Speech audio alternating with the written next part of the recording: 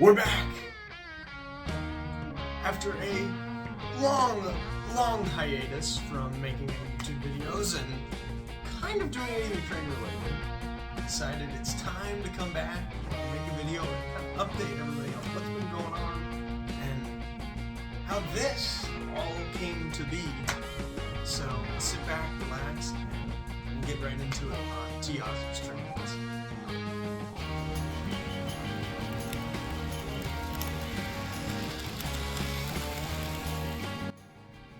So the last time you guys saw me, I was saying goodbye to my old layout, the Garibaldi Shoreline. That layout was my first ever attempt at building a layout. I had originally built it in California. I had upgraded it down there to be more of a better, complete project. And I was very happy with where it ended up. I think it really helped me learn a lot of the skills that are needed when you're working on model trains. And overall, I think it just made me a better modeler. However, there was a limit to how far that project could go, I believe, and I don't think that project would have gotten any better in the state that it was in by the time I was done with it. I was just unhappy running trains with it, and it was just so finicky. I think it was time for a total change. So I tossed the whole layout in the garbage and moved on. However, it took a little bit longer to move on from that layout because moving really changed some of the plans. When I had moved, I was kind of planning on having a space that was a little bit hybrid with my trains and some other stuff, but I ended up getting a place that was a little bit bigger than I expected, so I got all this space to run trains and to do all my silly little hobbies. So I'm very excited. I'm excited to walk you guys through the space today and kind of give you a glimpse of what's going on and what we have to work with in the future. So first, please excuse the messiness of this whole space. It is currently in project mode. I am working on a ton of stuff, and I really feel like I needed to get this video out before a bunch of other projects start falling into place, or I go on hiatus for a long time and you hear about it in 2 months. Anyway, excuse that. So starting off, walking right in the door of this room, we have my sim rig. Now this is a really important piece to me. I am not getting rid of this sim setup because I really enjoy sim racing and anything driving related, car related. So this is very important to me that I keep in this room, especially since I just upgraded to a whole Fanatec setup. So that was quite expensive, and I would like to keep doing this because I really do enjoy this part of the hobby. Part of my hobbies, I should say. Coming around here, this is I got this all just for storing trains. Right now, I have been doing some other projects, as you can see, so there's some random trains pulled out for any random reason. I also have some easy track set up going around and then behind the TV because ultimately I want something like this to play into the layout that I'm going to build, and this is a rough sketch that I can use for now to set up some trains and run some trains. And also give me kind of an idea of how I want the layout to look and where I want the layout to go and how it should feel. This is just a preliminary, really rough sketch, so ignore that. But that's that for now. We got some cardboard boxes I'm cutting up for some track work projects so I can visualize some stuff. Over here is part of my tool setup that I moved out of the way that used to be in this corner. It was sitting right there and I had to move it out to put my track around it, and I'll figure out where to put that in a bit. Here is why this video has taken so long and why I haven't said anything about the space or been able to work on getting a layout built in the last 6 months, really. Because I finally took in my entire Lego collection from my parents' house, and I went on the crazy project of piecing everything out by piece type and not by color. I had it sorted by color initially, which really led to a lot of slowdowns and trying to find pieces and stuff. Whatever. It's not important. it just took forever to get everything sorted out, and it continues into here where I have some box sets, some regular kind of mishmash sets that are together but don't have a box, and then there's some more pieces that I've sorted out right over there. Below it is a lot of foam. Since moving and buying stuff for a new place, you get a ton of foam. I've just been storing it right down here, which has been nice because all of that foam is going to be very useful in a future layout. So being able to carve that and just use it as random scrap, great. Always save this stuff, it'll help you in the long run. Other side just kind of has some more storage for supplies and Lego stuff, so it's not really a big deal. It's full, so we're a little limited on that, but hopefully I could get all this eventually in here and the Lego doesn't have to be a big focus, because we're focused on model trains in this room. Here is my makeshift workbench for my trains. Currently, I have a project that's going on right here. It's been stalled because of all the other stuff that I'm doing with the Lego sorting, and I got frustrated enough to where I needed to put it down, and I haven't picked it back up in a minute. So that's probably going to continue to wait for another few months. But that is an in-progress project that I'm kind of excited to be working on again and figuring out what I need to be doing there. Then we have all of our storage for all of our random parts, just some stuff. More storage for random pieces of scrap wood that I could use for scratch building, some more stuff. All of this is also scratch foam that I could be using, and some polystyrene, some pipe, and then a bunch of Atlas Code 100 track that I've been saving up for the new layout. Here's my paint cart. Back there in that trash bag is the old Garibaldi short line mountain. I was able to make that mountain come out of that layout, and I decided I wanted to keep it and maybe reuse it down the line, since that is also an amalgamation of the original Garibaldi short line mountain. So I thought it might be fun if I just keep adding onto this thing and seeing where it goes, because it's really funny that base has stuck with me this whole time. And like I said, as we come over here, random train storage. We have 2 lines of display track that I'm just using Easy Track for. And yeah, that's kind of the setup. So now that you've seen the room, you've kind of seen what we are working with here and how messy it is. It's quite the avalanche of stuff all over the place. But anyway, the canvas is blank essentially. I have been kind of working up some plans of what to do, but nothing major to share yet. I don't have anything set in stone. I just have a rough idea of what I want to do with this layout in the future. So we'll keep working on that. We'll keep working towards getting to that goal, and getting this layout ready and built up, and kind of having some cool ideas going on. So I'm pretty excited for the room and the space, and just being able to figure out how to run trains in here and what do I want to do. I'm really excited. It's going to be a lot of fun. So overall, the room is very exciting. I'm very happy to be here, and it's amazing that I can have this space for my train. So I'm very pumped, and hopefully we'll have a lot of fun shooting videos in here and showing you guys all this fun stuff. So very excited for the future of this room. So now that we've kind of addressed this whole situation, I wanted to actually talk about the Great Train Show in Ridgefield, Washington. I had gone up to that show last year, and it was fantastic. I had a great time going around and checking out everything at the show. But now, coming back this year, I was like, okay, maybe I want to talk about it again. However, this would be a little bit of, a situation that I would have to address. So I figured might as well smash them into a single video and hope for the best, right?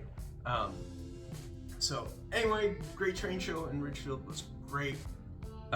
It was a fantastic show. It had quite a few layouts, relatively similar to last year, so a lot of my thoughts are probably going to be the same as last year, but let's just dive right in and talk about the show a little bit. So, the Great Train Show in Ridgefield, Washington. It was a good show this year, and this year I took video. I know that was a major complaint of the last year's video, so I actually reminded myself, hey, I should probably take some videos, and that means I have some notes. I have to talk about a couple of things to remember that I have a clip of them, so I show it on the screen. Anyway, Great Train Show, tons of vendors. The same amount of vendors that were last year, but there was a ton to look through, a ton to pick through, so always good to have a ton of things to sell at a Great Train Show, so I had fun looking at stuff. I did pick up a couple of things that we're going to talk about later. There were also same layouts that were there last year. Like I said a bit ago, relatively everything was the same last year, but it's good to see how some of these things add on to each other every year and see what's different. And I think that was there were quite a few things that I noticed that were very different. So the first layout that I wanted to talk about was the CMRR Fremo N layout. That was probably my favorite layout of the day. That layout is just so expansive, especially for N scale. Just be able to take up that much space on a hall floor is pretty great. There was a section of that layout that's a golf course. I will be showing that clip because, wow, I instantly was like, that's a golf course, looks great, looks like people are playing golf, and that was probably one of my favorite parts. They had also a couple of cut-throughs on their layout that were just gorgeous mountain work, gorgeous rock work, totally detailed up. And then also one of the things that I talked to my girlfriend about, because she went with me, was that the fact that there were a lot of dead space on the layout, but it felt like it was necessary dead space. It was realistic, right? Some of it was plain and a little bit boring and just traveling through countryside, but that's what trains do, right? So just being able to see them actually depicted on a layout that's not just mass chaos, because some of the layouts can get that way. It's really refreshing and it's really realistic. Watching them run trains, it's great. They were running Shinkansen at one point. That's fun. I love it. There was an RDC and a Shinkansen passing, and I was like, this is what the hobby's about. So, great layout. Love seeing that. Saw it last year. Fantastic last year. Fantastic this year. The next layout I wanted to talk about is the Pacific Northwest chapter of Eurotrains. European trains. They brought the same layout as last year. I don't think I noticed anything different, but that was to the untrained viewer who's only seen it once before. Fantastic layout though. They have this scene where a bunch of trains can pass each other. There's a cut through. It's kind of a double-decker situation going on in their layout. Really fantastic to see. Greatly sceniced out. The thing looks real. Things looks like you could actually see this somewhere in Europe. I can appreciate European trains, mainly an American train guy, but gorgeous layout. The European trains are really fun to see running around. So yeah, great detail by those guys. So the next layout that I want to talk about is the Rose City Garden Railway Society. They brought their big table layout that they did last year as well. I remember it very well from last year. I think they had it set up a little bit differently because there were a couple spots I didn't remember.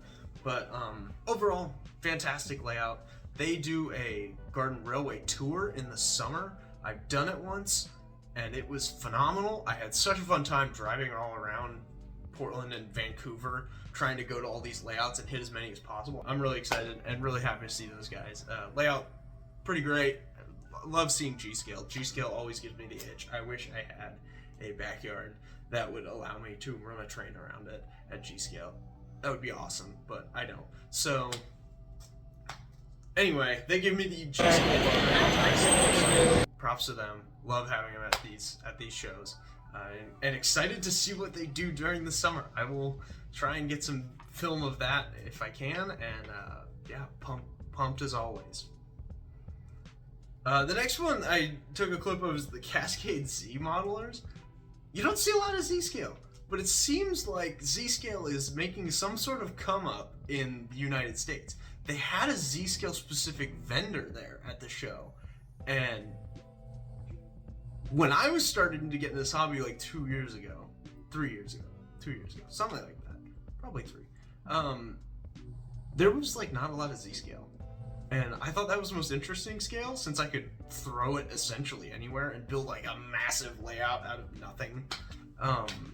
But that was really cool. I shot a little bit of their Z-scale table. Great layouts, really compact, really small, and it another addition to the great hobby that we are in, and fantastic to see Z-scale kind of popping up these days. So really excited to see where that goes and what people do with it. Another one that I liked last year, I think this was my favorite layout, or at least my favorite portion of a layout last year, was the High Railers.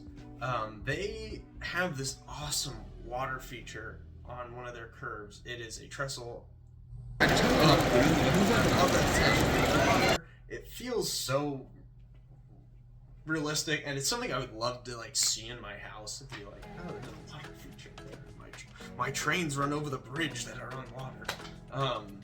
Fantastic. O-scale guys know how to do it. I'm gonna be honest, us HO scale guys don't know how to have enough fun, and these O scale guys are just having fun constantly. Real shame that some of their fun stuff doesn't come over in the HO scale hobby. Lionel makes some crazy stuff that is just so absurd and funny, and I wish we had some of that in HO. Not for the price of the stuff that's in O. I just love watching O scale. Sue me. O scale's so much fun. They have so much fun over there on that side of the hobby, and I wish I could do it, but I can't afford it. And they have none of the stuff that I like in O scale. SPNS does not exist in O scale. I'd rather collect something that I'm actually familiar with, other than having a ton of fun.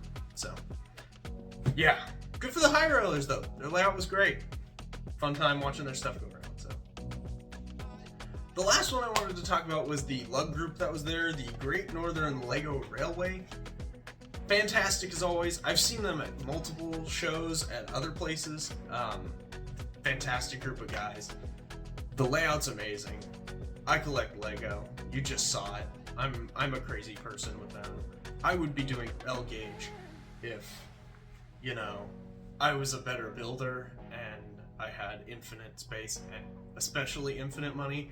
If I thought O scale costs a lot of money, that stuff costs a ton. I have spent way too much money, and I'm trying to liquidate some of it so I can do this hobby.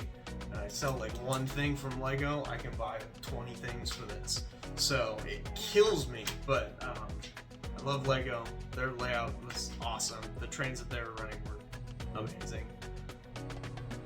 Pretty great display that they were having up there. I can totally see why it's got all these awards on the side. And shout out the Killdozer that they had on the layout. Crazy. That whole section by it, wild. Was flying over kids' heads. I had children that were like this tall coming by me being like, oh, that's a cool bulldozer. Like, yeah. Some weird implications that we get a Killdozer in this Lego town, but hopefully the little Lego City government's fine. But I guess not. Anyway, that was kind of my overview of the show. I had a great time wandering around and watching trains. I probably spent too much time watching trains and just sitting there. I think we spent maybe 3 hours there, maybe 2.5. I don't remember. But yeah, it was a great time. First train event in a very long time, and it was great to see it. So, with that being said, the show was great. What did I get? What did I get from the show? Well, I will show you. I have one thing that I can't show because it's on the ground. I was missing one 9-inch straight in Bachmann Easy Track Nickel Silver. I had this in its place on my little Lupa track I have here. I either wanted a bridge, like a girder bridge that I could just set under this and it would be fine, or I could just, for like $3, buy a piece of 9-inch straight track and finish it. So that was the last thing I purchased, was this piece of 9-inch straight track that could finish my loop, so I don't need to use this. That can go back in the reserves pile for when I actually build the layout. So that was the last thing, but the first thing we're going to talk about that I bought. Second to last thing that I bought, this guy.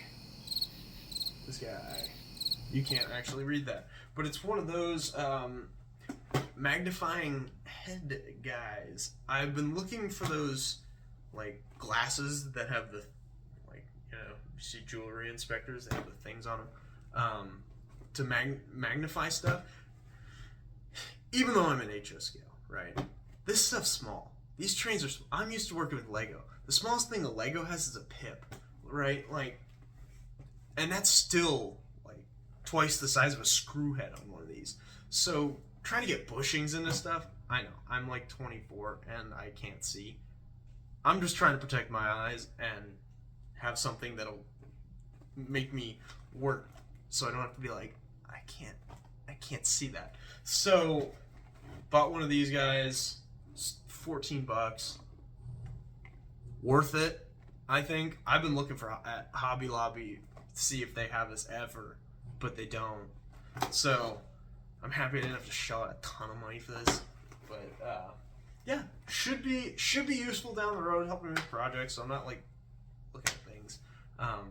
So yeah, that was my most positive purchase out of this whole thing. I would say, because I've been looking for that for a while. The other guys that I bought, actually train related, unlike those. I guess they're both train related, but whatever. This is actually train stuff. I brought 3 of these. So these are essentially the HO open-sided excursion car with seats. Right. I have, way back when, I built the Garibaldi Shoreline, right?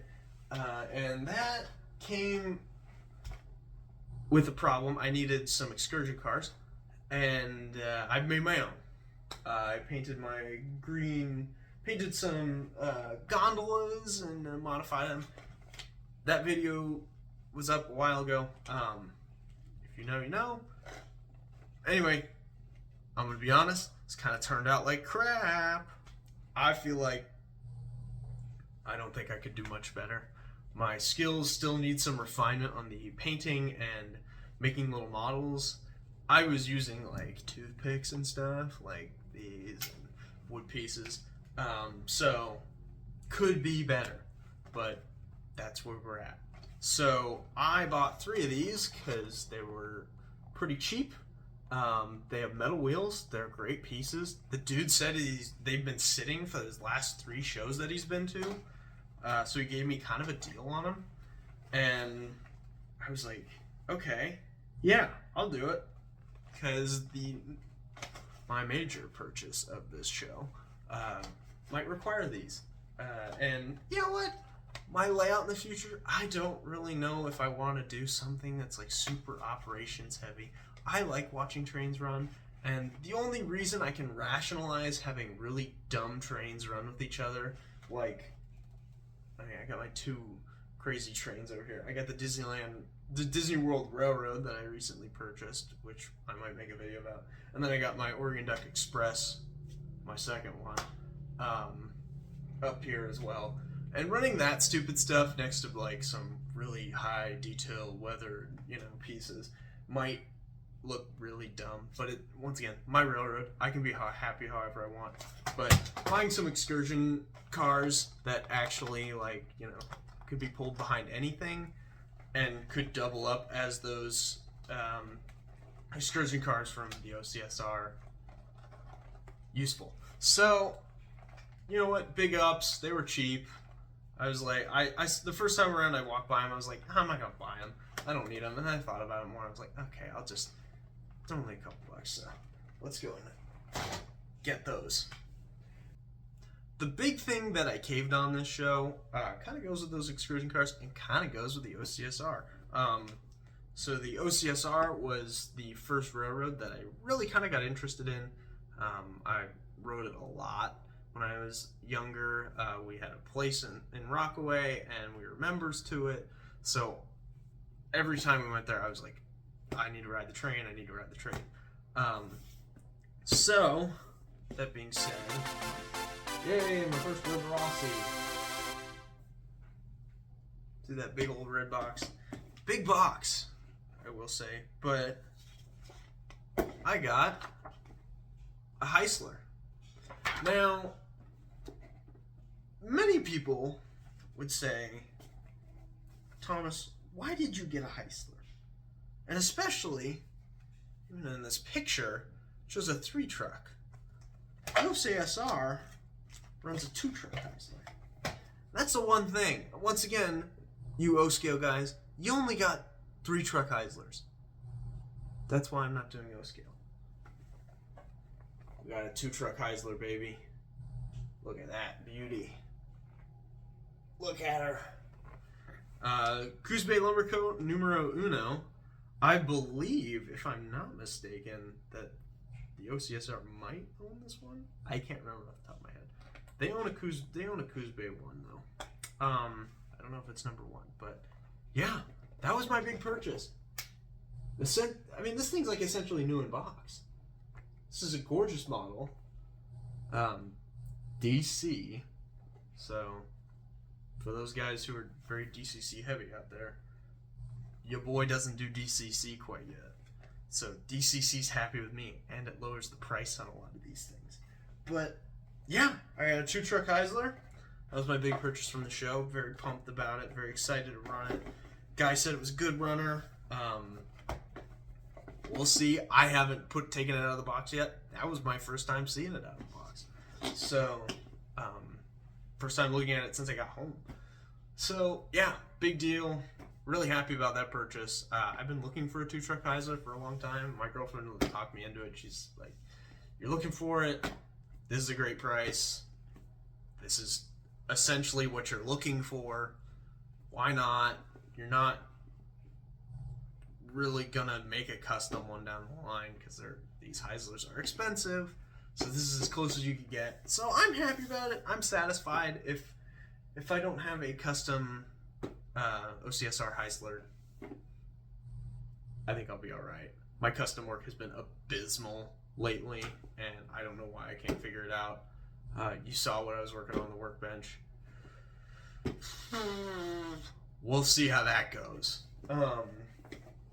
But yeah, overall, successful show. Bought some great stuff. Happy with all my purchases. I mean, I'm stoked about these. I'm stoked about every single thing I bought. I try not to buy nothing I'm not stoked about anymore. Unless it's really speaking to me. I don't really like to buy it. If I'm really combing over it, then nah, I don't need it. But yeah, that was my little haul from the Great Train Show. So we've been over the room.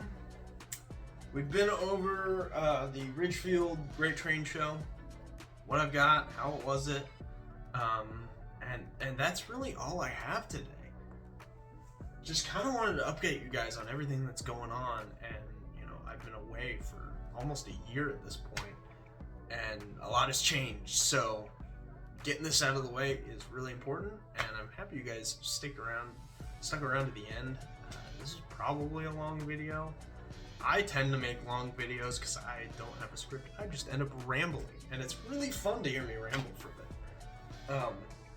But yeah, I have a ton of stuff that I could totally make videos about. I got a ton of new locomotives and rolling stock sitting over here that you guys have no idea what is going on over here. I kind of don't really know what's going on here sometimes because I'm so in and out of the hobby. But overall, I hope you guys enjoyed this video. Please subscribe if you want to see some more from me, and if you want to see what this stuff is going on with. Yeah, it's been great talking to you guys today and updating you on everything, and hopefully we can continue to do this more. But I'm about to hit busy season, so I might be gone for like another 4 months or something. Who knows? I'd be like JD Stucks, leaving in and out every year, and then coming back saying I had a kid. Wild. That's not gonna be me though. I'm gonna be doing trains. Have fun, guys. See you guys later.